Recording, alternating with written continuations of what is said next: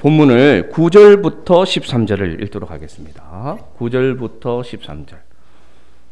시편 79편. 우리가 함께 교독할 말씀은 9절부터 13절. 제가 9절 읽습니다. 우리 구원의 하나님이여, 주의 이름의 영광스러운 행사를 위하여 우리를 도우시며 주의 이름을 증거하기 위하여 우리를 건지시며 우리 죄를 사하소서.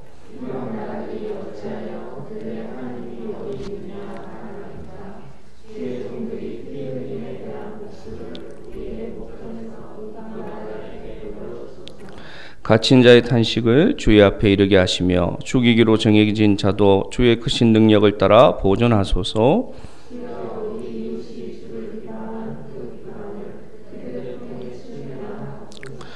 우리는 주의 백성이요 주의 목장의 양이니 우리는 영원히 주께 감사하며 주의 영예를 대대에 전하리이다. 아멘. 우리 잠깐 기도드립니다. 사랑의 하나님, 부족한 종이 귀하신 주의 말씀을 들고 이 자리에 섰습니다. 이 말씀이 전하는 자나 듣는 자나 오직 성령의 교통하심으로 연결되게 하시고, 이 말씀이 우리의 영과 혼과 육을 변화시키는 말씀이 되도록 이 시간 우리를 긍휼히 여겨 주옵소서.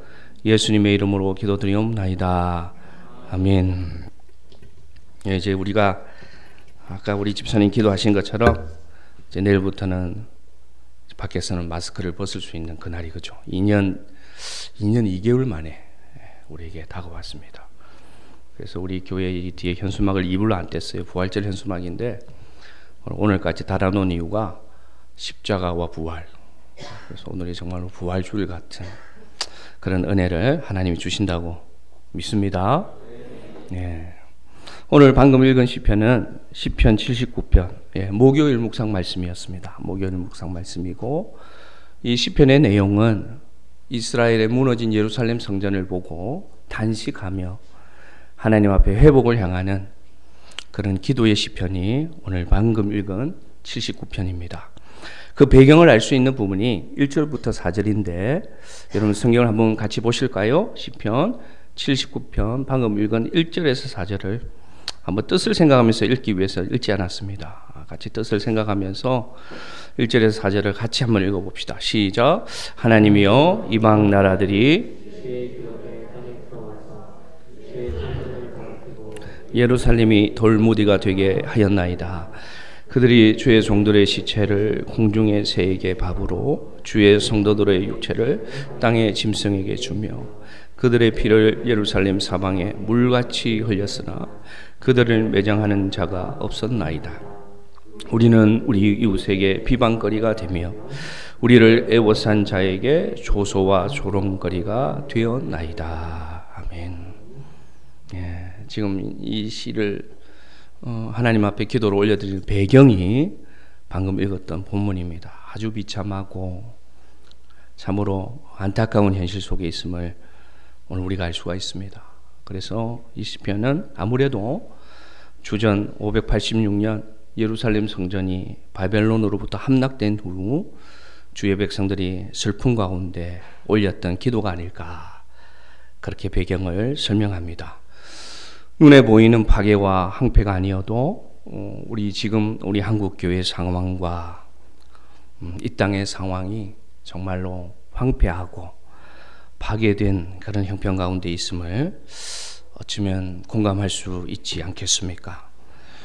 한국의 많은 교회들이 사탄의 권세에 빼앗겨서 영적으로 무능케 된 교회 안에 있습니다. 그래서 지난주 국민일보 그 설문조사에서도 우리나라의 3대 종교 중에 가장 신뢰도가 이 코로나 기간에 떨어진 종교가 바로 기독교가 되어서 이제는 10%대의 그 신뢰도를 가지고 있는 그러한 자리까지 추락하고 있는 상황 가운데 있습니다.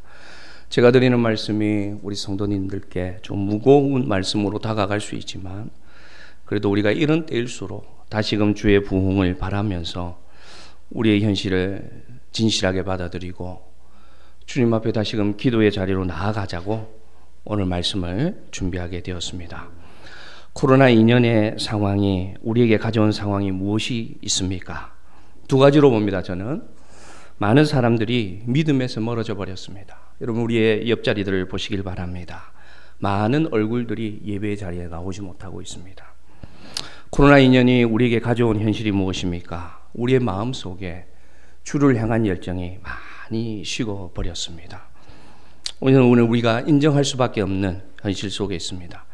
처음 몇 달은 기도로 견뎌내고 다시 지나면 회복되겠지 그렇게 살았으나 2년이 지나고 나서 우리의 상황을 보면 약한 자들부터 넘어지고 믿음이 있다는 자들도 사실은 우리의 중심을 바라볼 때 많은 열정이 식어버린 이러한 작금의 상황이 되었음을 알 수가 있습니다. 그래서 이 묵상의 말씀도 계속해서 요나서도 그렇고요, 나훔서도 그렇고요, 시편의 말씀도 그렇고 5년 전에 편집된 말씀인데 희한하게도 이 묵상의 말씀이 이 시대의 말씀을 그대로 증거하고 있음이 하나님의 뜻이 있음을 저는 기억합니다. 그러면 우리 이런 상황 가운데 우리 자신을 돌아보고 우리 가정을 돌아보고 우리 교회를 돌아볼 때 우리가 할 수 있는 것은 무엇이 있을까요, 여러분? 전화한다고 될까요? 찾아간다고 될까요? 효과는 있겠죠. 그러나 정말 필요한 것은 무엇이냐? 기도해야 됨을 여러분에게 간절히 말씀드립니다. 하나님 앞에 기도할 때 우리가 다시 회복될 수 있음을 여러분에게 간절히 오늘 말씀드립니다. 우리 어떻게 기도해야 될지 오늘 말씀 9절 말씀 다시 읽어봅시다. 시편 79편 9절 말씀 79편 9절 말씀 같이 읽습니다. 우리 구원의 하나님이여 주의 이름의 영광스러운 행사를 위하여 우리를 도우시며 주의 이름의 증거를 하기 위하여 우리를 건지시며 우리 죄를 사하소서. 네, 아멘. 아멘. 오늘 시인이 주님께 하나님께 이렇게 기도합니다. 먼저 여러분 기도는 바른 이름을 부르는 것부터 시작됩니다. 그래서 오늘 시인이 뭐라고 부릅니까? 우리 구원의 하나님이여 이렇게 부르고 있습니다. 여러분 기도하실 때 어떤 하나님을 부릅니까? 전능하신 하나님, 또 많은 분들이 사랑이 많으신 하나님, 또 저는 주로 은혜가 많으신 하나님을 부르고 있습니다. 이 호칭이 정말로 중요합니다. 기도의 시작에 있어서 우리가 지금 불러야 되는 이름은 구원의 하나님임을 믿습니다. 왜 우리가 지금 구원의 하나님을 불러야 되느냐? 우리를 살릴 수 있는 분은 오직 우리 주 하나님밖에 없기 때문입니다. 그래서 주기도문을 보니까 우리 주님이 가르쳐 주신 기도 주기도문도 이렇게 시작합니다. 하늘에 계신 우리 아버지여 이렇게 부릅니다. 하늘에 계신 우리 아버지 하니까 우리 이렇게 생각할 수 있습니다. 우리는 땅에 있고 하나님은 하늘에 있으니 우리와 단절된 뭔가 거리가 먼 하나님이라 생각할 수 있는데 여기에는 어떤 의미가 되어 있느냐? 하늘에 계신 하나님이 이 땅에 오셔서 우리를 구원하시기 위한 예수님이 되셨다는 것을 오늘 우리에게 가르쳐 주고 있습니다. 또 하늘에 계신 하나님을 부르는 이유가 뭡니까? 하늘에 계시기 때문에 구원하실 지혜와 능력이 있다는 것입니다. 하늘에 계시기 때문에 우리를 초월하신 능력이 오직 하나님께만 있다는 것을 가르쳐 주는 것이고, 하늘에 계시기 때문에 이 땅의 슬픔과 이 땅의 죽음과 이 땅의 질병과 이 땅의 고통을 건질 수 있는 능력이 있다는 것을 가르쳐 주기 때문에 우리 예수님은 주기도문을 가르쳐 주실 때 제일 먼저 제자들에게 누구를 불러라? 하늘에 계신 우리 아버지요. 할렐루야! 우리와 떨어져 있는 분이 아닙니다, 여러분. 그분은 정말로 전능하시고 능력이 많으시고 우리의 모든 것을 아시고 영원한 사망에서 우리를 구원하실 수 있는 분이신데, 그는 어떤 분이냐? 우리의 뭐가 되어주신다? 아버지가 되어주신다. 하늘에 계신 아버지를 부르시는 우리 성도들 되기를 바랍니다. 구원의 하나님을 부르시기를 바랍니다. 그래서 여러분 우리 기도합시다. 기도할 때 구원의 하나님 이 땅을 살펴달라고 기도하시기를 바랍니다. 자, 그러면 우리가 이제 하늘에 계신 아버지를 부릅니다. 우리를 구원하실 주님을 불렀습니다. 그러면 어떻게 기도할 것인가? 어떻게 기도하실 것인가? 그래서 9절에 보니까 그 기도를 우리에게 가르쳐 줍니다. 제가 읽어드립니다. 우리 구원의 하나님이여 이렇게 한 뒤에 뭐라고 기도합니까? 주의 이름의 영광스러운 행사를 위하여 우리를 도우시며 주의 이름을 증거하기 위하여 우리를 건지시며 우리 죄를 사하소서. 그렇게 되어 있습니다. 이 기도 가운데 정말 기도의 의미가 잘 들어있어요. 우리를 도우시고 우리를 건지시고 우리를 사하소서. 이런 기도는 우리가 합니다. 평소에도. 그런데 오늘 본문 가운데 무엇을 봐야 되느냐? 우리를 도우소서, 우리를 건지소서, 우리 죄를 사하소서 본론을 말하기 전에 아주 중요한 기도의 목적이 들어가 있습니다. 무엇을 위하여 도대체? 그럼 무엇을 위하여 기도합니까? 무엇을 위하여 도와주옵소서 기도합니까? 무엇을 위하여 건지소서 기도합니까? 오늘 이 시인은 뭐라고 기도하느냐? 무엇을 위하여? 주의 이름의 영광을 위하여. 할렐루야. 주의 이름을 증거하기 위하여 우리를 도우고 우리를 건지고 우리의 죄를 사소서. 이렇게 기도하는 겁니다. 우리 이렇게 기도할 수가 있습니다. 목사님 한가하지 않습니다. 지금 상황이 정말로 급합니다. 그런데 언제 어떻게 이 한가한 기도를 드릴 수 있습니까? 주의 이름을 위하여, 주의 영광을 위하여 주님 나를 사용하옵소서. 그것은 처음도 한가한 자들이 드리는 기도 아닙니까? 이렇게 생각할 수 있는데 그것이 아닙니다. 지금 예루살렘 성이 무너지고 하나님의 성전이 회파된 이 상황 가운데도 이 시인이 뭐라고 기도합니까? 네? 뭐라고 기도합니까? 주의 영광을 위하여, 주의 이름을 위하여 건지시고 구하소서. 그렇게 기도합니다. 왜 이 기도가 정확한 기도인지 우리는 알고 있습니다. 왜냐? 우리가 아무리 기도해도 주님의 뜻이 아니면 주님은 우리에게 주실 수가 없습니다. 맞습니까? 틀렸습니까? 맞습니다. 우리가 아무리 간절히 기도해도 그것이 하나님의 뜻에 맞지 않으면 하나님은 우리에게 그렇게 응답하지 않습니다. 그렇기 때문에 가장 효과적인 기도고 가장 빠른 응답을 받을 수 있는 기도는 뭐냐? 오늘 이 9절에서 가르쳐주는 기도인데 뭐냐? 주의 이름을 위하여 나에게 응답하여 달라고 기도하시면 됩니다.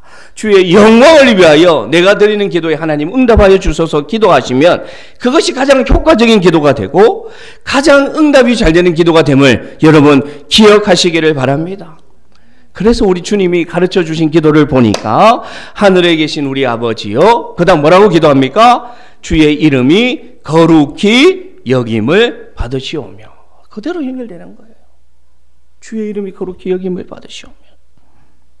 그러면서 하나님의 뜻이 하늘에서 이루어진 것 같이 땅에서도 이루어지게 하옵소서라고 주님도 우리에게 그 기도를 가르쳐 주신 것입니다. 사랑하는 성도 여러분, 주의 이름을 불렀다면 우리 이렇게 기도합시다. 주의 이름을 위하여, 주의 나라를 위하여 주님 나의 기도에 응답하여 주옵소서. 그렇게 기도하시기를 바랍니다.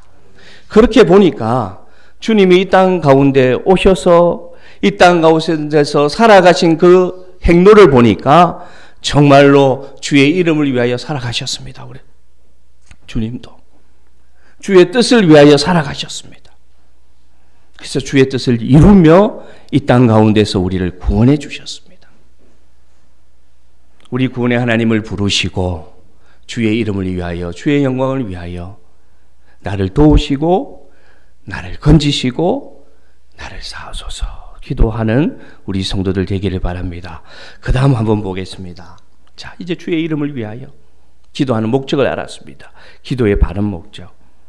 그 다음에 이제 실제적으로 기도한 것이 방금 말씀드린 세 가지입니다. 첫째는 나를 도와주옵소서. 두 번째는 나를 이 상황 가운데서 건져주옵소서. 세 번째는 뭡니까? 우리의 죄를 사하여 주옵소서. 이 세 가지 기도를 드립니다. 그럼 이 시대에 우리가 드려야 되는 기도의 이 목적은 주의 이름을 위하여라고 말씀드렸고, 이제 하나님 앞에 구해야 될 구체적인 기도는 뭐냐? 도우시고 건지시고 사소서 기도해야 된다는 겁니다. 그런데 한 번 더 보니까 도우시고 건지시고 사하소서는 하나로 연결됩니다. 왜 그렇습니까? 우리를 도우시옵소서, 우리를 건지시옵소서. 이것은 사실은 제일 마지막에 기도했던 것처럼 우리 죄를 사하소서로 연결되는 말씀임을, 기도임을 알게 합니다. 왜냐? 우리가 이 죄에서 하나님으로부터 사하심을 받아야 하나님의 도우심이 우리에게 역사하게 될 것이고, 우리의 죄가 하나님부터 사하심을 받아야 하나님이 우리를 건지시는 역사가 일어나기 때문입니다. 그래서 사실은 이 기도의 최종 결과는 뭐냐? 하나님 우리 죄를 사하소서가 됩니다. 그러고 보니까 예루살렘 성이 왜 무너졌습니까? 예루살렘 성이 왜 황폐해졌고, 아까 배경을 보니까 주의 종들이 죽음을 당했는데 아무도 장사할 수 없는 상황 가운데 있습니다. 주의 성도들이 죽임을 당했는데 들짐승들의 밥이 되었다고 얘기합니다. 주의 성전에 하나님의 기도가 있고 하나님께 드리는 거룩한 향이 있어야 될 그곳에 죽임 당한 피가 가득하다고 오늘 시인이 말하고 있습니다. 왜 그렇게 되었습니까? 그 이유가 어디에 있습니까? 그 이유는 죄 때문에 그렇습니다. 죄 때문에. 그래서 우리가 죄에서 사함 받는 건 정말로 하나님 앞에서 우리가 해결받아야 되는 일입니다. 다시 말씀드립니다. 제가 드리는 말씀이 여러분에게 부담이 될 수 있습니다. 목사님, 세상살이가 얼마나 힘든데 이 주일날까지 와서 자꾸만 죄를 말씀하세요. 아우, 부담스럽습니다. 그렇게 생각될 수 있습니다. 그러나 여러분, 이 죄를 사함받아야 그 다음 뭐가 된다? 도우시는 하나님 만날 수 있고요, 건지시는 하나님 만날 수가 있습니다. 그래서 우리 예수님의 기도도 꼭 주기도문에 보면 뭐라고 하느냐? 우리 죄를 사하여 주옵소서 기도하셨습니다. 주기도문에도. 하나님 다 아십니다. 그죠? 하나님 다 아세요. 우리의 약함도 알고 우리의 연약함도 알고 우리가 왜 넘어지는지 하나님 다 아십니다. 그런데 우리가 이런 말씀만 자꾸만 하다 보면, 아, 하나님은 은혜의 하나님이야. 절대 틀린 말이 아니죠. 하나님은 사랑의 하나님이야. 결코 틀린 말이 아닙니다. 그러나 하나님은 거룩한 하나님도 결코 우리가 잊으면 안 되는 하나님의 성품임을 우리 성도들 기억하시기를 바랍니다. 거룩하신 하나님은 죄와 같이 할 수 없는 하나님입니다. 거룩한 하나님은요, 죄가 있는 곳에 임재하지 않는 하나님입니다. 그래서 제일 먼저 해결돼야 되는 것이 뭐냐? 죄의 문제가 해결돼야 됩니다. 죄는 무엇입니까? 죄는 무엇입니까? 우리가 행위로 짓는 그 모든 죄, 그것은 사실적인 것이고, 죄는 무엇입니까? 하나님의 영광을 가로막는 것입니다. 그것이 죄입니다. 하나님의 영광이 가로막히는 모든 것, 그것이 죄입니다. 죄는 무엇입니까? 우리를 사망의 멍에로, 그리고 우리를 저주의 결박으로 묶는 것이 다 죄입니다. 그래서 우리가 주중에 묵상한 말씀 중에 나훔서가 있습니다. 나훔서 1장 13절 이렇게 기도합니다. 한번 읽어봅시다. 나훔서 1장 13절 시작. 내 결박을 끊으리라. 하나님 말씀하셨어요. 나훔서는 니느웨의 심판의 말씀인데 하나님께서 저렇게 말씀하시는 거예요. 이제 내게 지워 있는, 네가 지고 있는 멍에를 내가 깨뜨리고 네가 묶여 있는 결박을 내가 끊어주겠다. 하나님 말씀하십니다. 멍에는 무엇을 얘기할까요? 멍에는 여러분, 이 가축들이 이 목에, 소를 생각하면 되겠죠. 소의 목에 걸려 있어서, 이래서 주인이 여기다 줄을 걸어서 소를 조종하죠. 그래서 멍에는 뭘 말하느냐면요, 세상에 우리가 끌려다니게 하는 모든 힘, 모든 것들이 뭐냐? 멍에입니다. 멍에. 죄의 멍에입니다.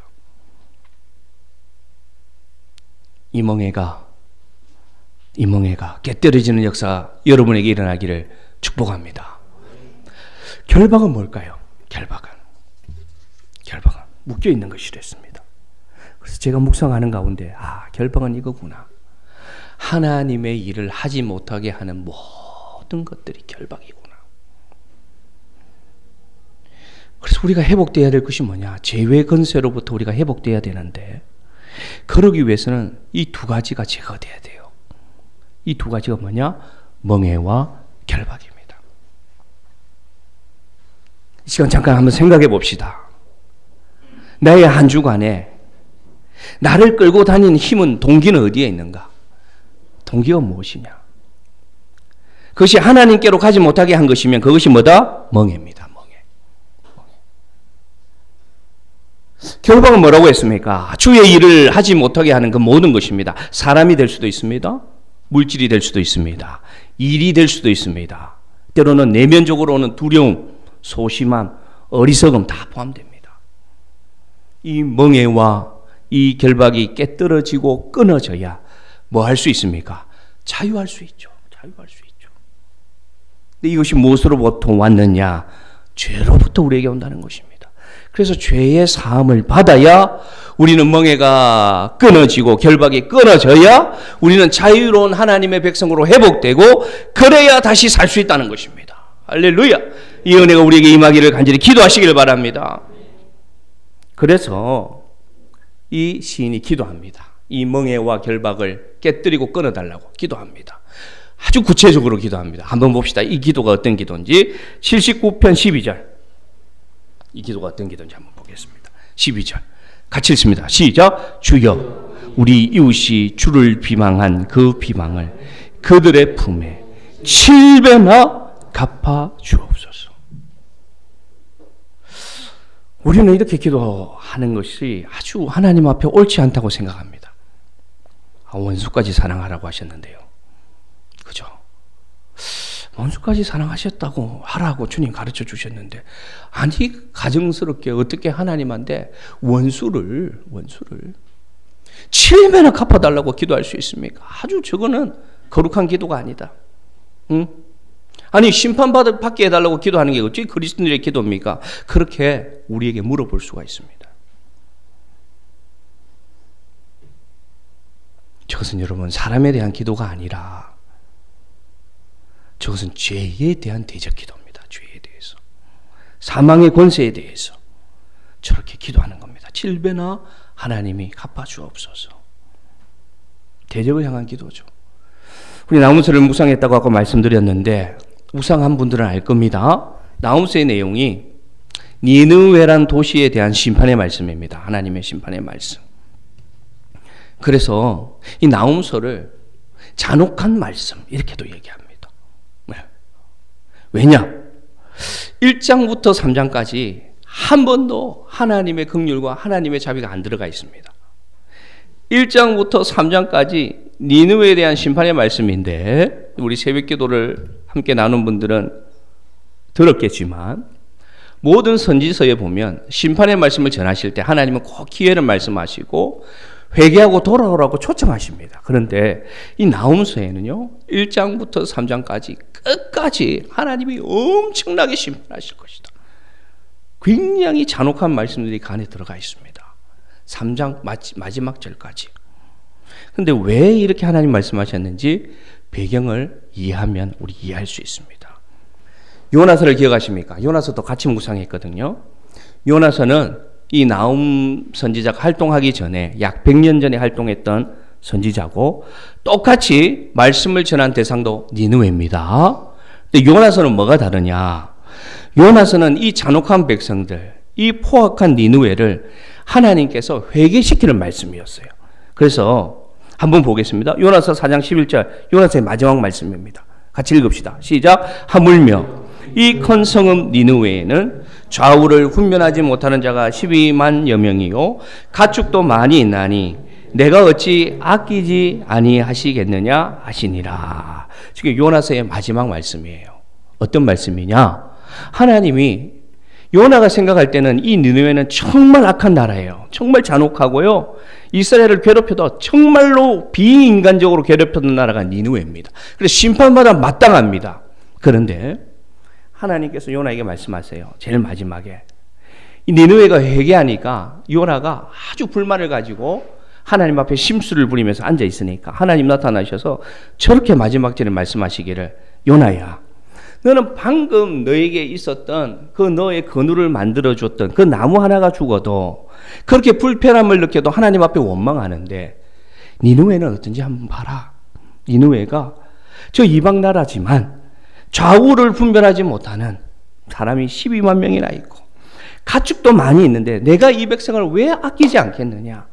그러니 악인이 하나님께로 돌아오기를 나는 원한다라고 하나님의 긍휼을 말씀하여 주셨습니다. 그렇게 니느웨에게 기회를 주셨고요. 니느웨는 저때 회개했습니다. 그런데 잘 들으십시오. 저 회개 후에 니느웨가 다시 돌았습니다. 다시 돌아서서 그 전보다 더 악해집니다. 그 전보다. 굉장히 악한 일들을 많이 행합니다.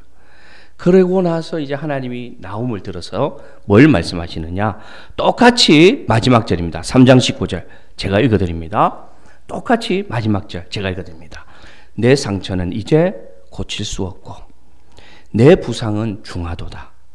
내 소식을 듣는 자가 다 너를 보고 손뼉을 치나니 이제 이는 그들이 항상 내게 행패를 당하였음이 아니더냐 하시니라. 이게 마지막 절이에요. 요나서의 마지막 절과 나훔의 마지막 절이 동일한 니느웨에 대한 말씀인데 완전히 다릅니다. 완전히 달라요. 나훔서의 뜻이 뭡니까? 나훔이란 뜻이 뭡니까, 여러분? 위로입니다. 위로. 근데 저게 어떻게 위로의 말씀입니까? 그것은 니느웨로부터 고통을 당한 백성들에게 저 심판의 말씀이 오히려 위로가 되기 때문에 나훔이란 말씀이 된다는 것입니다. 뭘 말씀드리느냐? 하나님은 기회를 주십니다. 하나님은 회개할 기회도 주시고 하나님께 돌이킬 기회를 분명히 주십니다. 왜냐? 하나님은 긍휼이 많으시기 때문입니다. 그러나 거룩하신 하나님이기 때문에 그 기회를 주셨을 때 돌이키지 않으면 어떻게 되느냐? 똑같은 니느웨에게 주신 말씀인데 나훔서의 말씀처럼 이제는 늦었다는 것입니다. 이제 늦었다. 내 부상이 중하고 내 상처는 이제 나도 고쳐줄 수가 없다. 그리고 너를 둘러싼 모든 사람들이 너의 심판을 보고 어떻게 한다? 손뼉을 친다.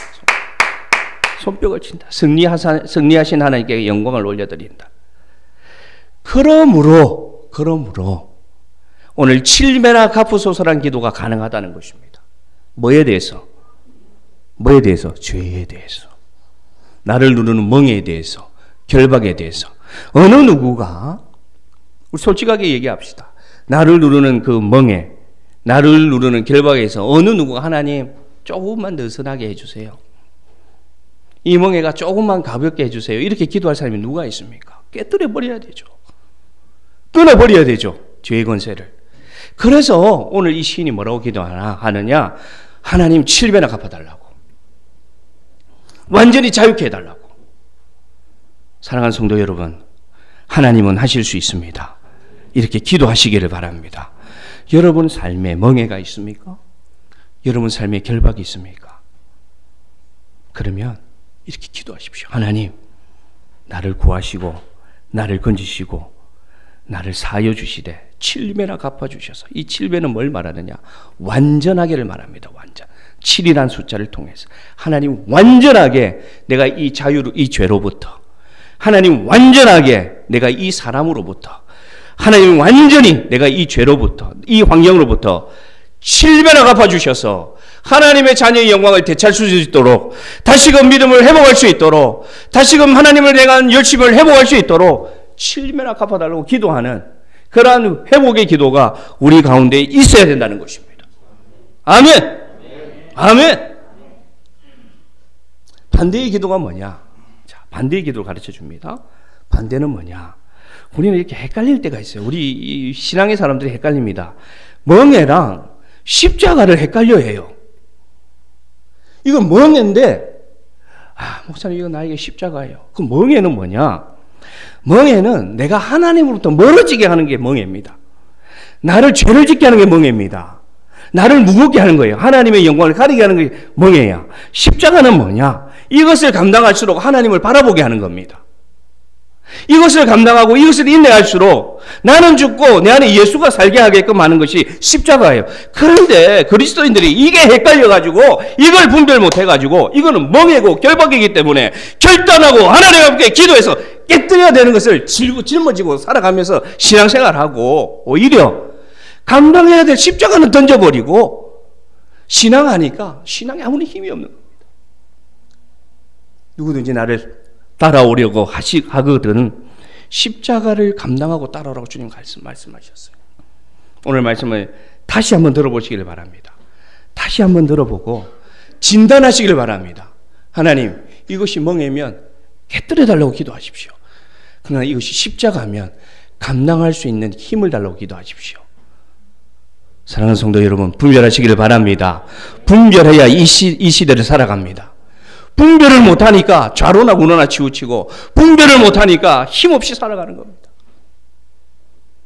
다시 말씀드리지만 저의 말씀이 오늘 여러분에게 강하게 전달되더라도 성령으로 여러분을 돌이키는 시간 되기를 주의 이름으로 축복합니다.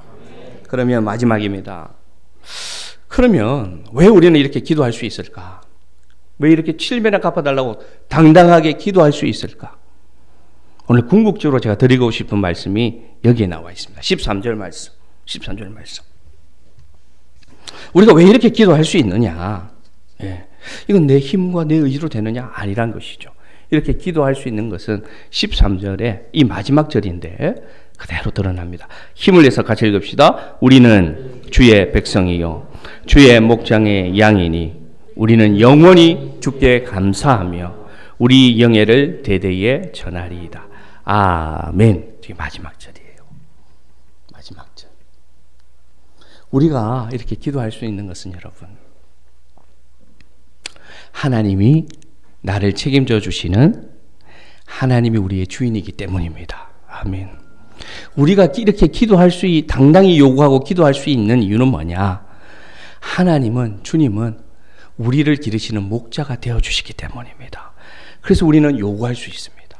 우리는 우리 죄를 이기게 해달라고, 멍에를 깨뜨려 달라고 기도할 수 있습니다. 그런 자격이 있습니다.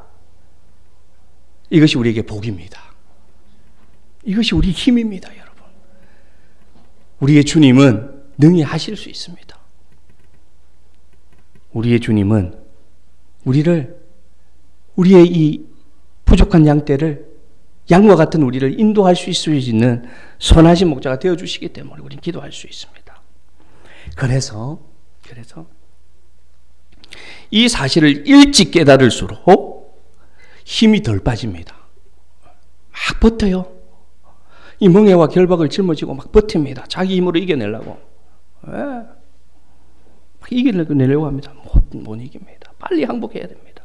일찍 깨달을수록 일찍 하나님께로 돌아올 수 있고, 더욱 일찍 인정할수록 더욱 하나님 앞에 일찍 인정받을 수 있고 자유케 된다는 것을 기억하시기를 바랍니다.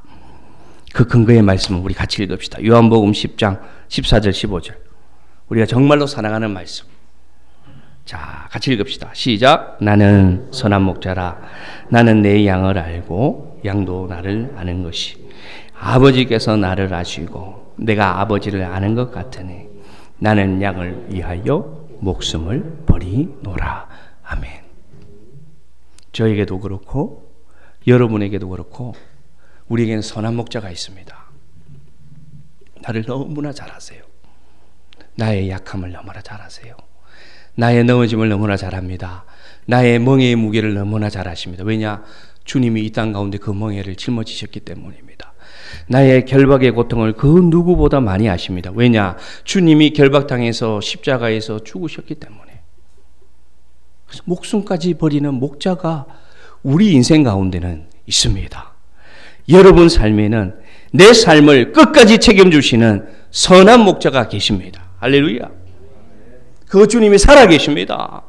그 주님이 지금 기도를 듣기 위하여 귀를 기울이고 계심을 믿으시기를 바랍니다. 그 주님이 여러분의 기도를 듣고 멍에를 깨뜨리시고 결박을 끊어주기 위해서 십자가에서 죽으시고 부활하셨습니다. 이것이 진리의 말씀으로 여러분에게 다가가기를 바랍니다. 얼마나 기분 좋습니까? 얼마나 행복합니까? 양은 세 가지를 못한다고 합니다. 양은. 왜 성경에서는 그 많은 짐승 가운데 우리를 양이라고 표현할까? 그리고 주님을 목자라고 표현할까? 양을 치는 우리 성도님들은 없죠? 저도 양을 쳐보지는 못했지만 약자들이 이렇게 얘기합니다. 양은 인간이 기르는 짐승들 가운데, 가축 가운데 제일 연약한 짐승이, 가축이 뭐다? 양이다. 그리고 저 중동의 양은, 염소하고 양이 정말 구분이 안 된다고 합니다. 우리나라는 이 양과 염소가 확실히 구분되잖아요. 근데 예수님이 살던 그 중동 지방은 양과 염소가 아주 구별이 힘들다고 합니다. 네. 다시 본문으로 돌아가서 양은 세 가지를 못하는데 뭐를 못하느냐? 첫째, 분별력이 없답니다. 양은 분별력이 없대요. 그래서 방향 감각이 없다고 합니다. 방향 감각. 방금 갔을 때 절벽이 있으면 다시 가면 됩니까? 안 됩니까? 근데 양은 앞에서 한 마리가 다시 가면 같이 따라간답니다. 방금 절벽을 만나가 앞에 있는 양이 떨어져 죽었는데도 또 간답니다. 분별력이 없어가지고. 방향 감각이 없어가지고요. 그냥 우왕좌왕 하는 게 어떤 짐승이냐? 양이다. 분별력이 없다. 가만히 보니까 우리도 좀 비슷한 것 같아요. 인정합시다. 저도 인정합니다. 두 번째, 양은 뭐가 없느냐? 저항력이 없다고 합니다. 저항력이. 이게 먹어도 되는 건지, 응? 이게 먹으면 안 되는 건지 몰라요. 그래서 옆에서 먹으면 맛있나? 나도 먹는다는 거지. 옆에서 툭 썰어주면 나도 툭 썰어. 뭐냐? 양은 저항력이 없답니다. 그래서 굉장히 힘들답니다. 그리고 쉽게 오염되고요. 쉽게 오염되고. 쉽게 병에 걸린답니다. 그러고 보니까 참 우리 모습하고 비슷합니다. 그래서 우리를 양이라고 하셨구나. 뭐 인정 안 하셔도 저는 인정합니다. 분별력 없고 쉽게 병에 걸리고. 세 번째, 양은 무엇을 못하느냐? 넘어지면, 경상도 말로 자빠지면 자기 힘으로 못 일어난답니다. 막 바동바동 한답니다. 막 그냥. 그래서 꼭 누가 가서 목자가 가가지고 지팡이로 이렇게 해줘야 일어나는 게 뭐다? 양이다. 그래서 주의 이름, 목자의 이름을 불러야지만 살 수 있는 것이 양이다. 그래서 성경은 우리를 양이라고 표현하고 주님을 선한 목자라고 부르고 있는 것입니다. 그러므로 우리는 할 수 있는 것이 부르는 것밖에 못해요. 누구를 불러야 됩니까? 목자 되신 주님을 불러야 방향도 바로 잡을 수 있고요. 병에도 안 걸릴 수 있고요. 자빠져도 다시 일어날 수 있다는 겁니다. 그것이 뭐냐? 기도입니다. 그래서 이 코로나의 시간 2년 동안 잘못된 방향으로 막 가고 병에 걸려가 해롱해롱하고 있고 자빠지가 못 일어나고 있다면 누구를 불러라? 목자를 불러라. 누가 계신다? 사꾼 목자가 아니라 어떤 목자가 계신다? 선한 목자가 있는데 이 목자는 우리를 위하여 목숨까지 버릴 수 있는 목자다. 믿을 수 있는 목자다. 변함없는 목자다. 우리의 멍에와 우리의 결박을 깨뜨리고 끊어줄 수 있는 유일한 목자, 그 예수 그리스도께서 우리에게 계신다. 어디에 계신다? 십자가에서 우리를 바라보고 계신다. 그래서 나아가자. 다시금 주의 이름을 불러서 살자. 그렇게 되면 어떻게 되느냐? 오늘 말씀의 결론. 그렇게 되면 어떻게 되느냐? 영원히 주께 감사하는 자로 회복되는 은혜가 임할 줄로 믿습니다. 그러면 어떤 은혜가 임하느냐? 내 삶에서 하나님을 증거하는 삶이 나타나는 삶으로 변화되는 역사가 일어날 줄로 믿습니다. 이런 회복이 우리 시내가의 시문교회에 임해서 2022년 5월부터 다시금 회복되고 방송으로 이 말씀을 듣는다면 다시금 하나님께로 나오는 우리 사랑하는 성도들 되기를 주의 이름으로 간절히 축복합니다. 아멘.